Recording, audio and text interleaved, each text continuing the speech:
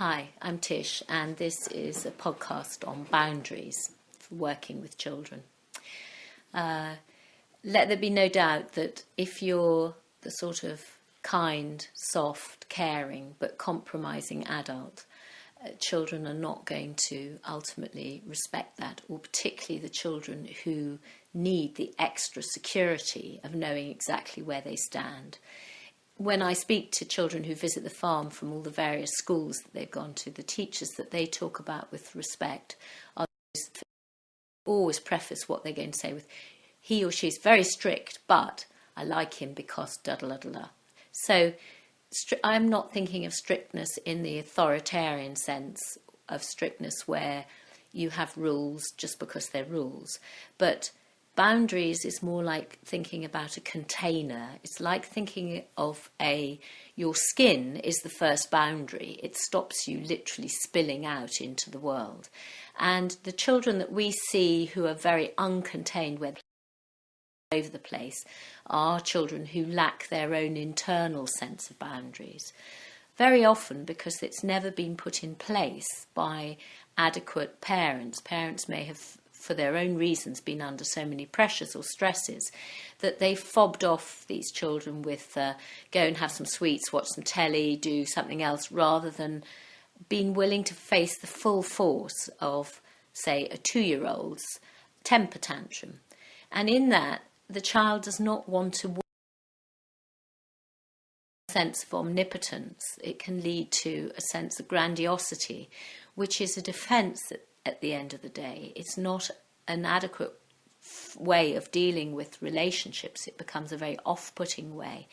So children will exploit the lack of boundaries. When children come to Jamie's farm, they are told they can have no mobile phones or cigarettes. Very good reasons for both. One, giving them a chance to be away from all the stresses and all the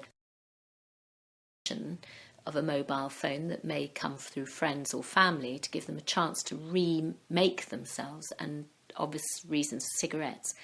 In the early days, as a very liberal kind of person by nature, and having been an over-liberal parent, I might start to try and negotiate with children if they were over 16 about when or how they might smoke.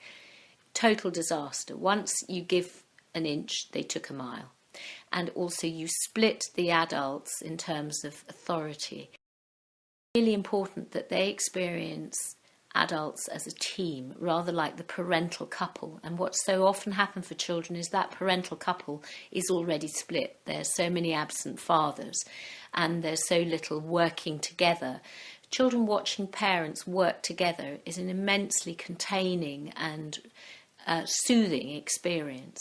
So they need to see adults in a school, if you're a teacher, work with your colleagues. If you work in any kind of team, never allow the experience, the splitting that may go on behind the scenes, because teenagers splitting is like a split in themselves between the part of them that wants to get on with life and acquire skills and be positive, and another part that might be slightly regressing back to their more 2-year-old self.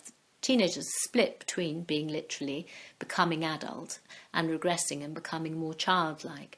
So our consistency with children, being very clear that you don't compromise, sticking to your plan, being at the same time humorous, upbeat, lively, so that those things don't become just artificial rules for their own sake, but they become a part of the way you are as a person, that you are the reliable person for that child to be in a reliable relationship with.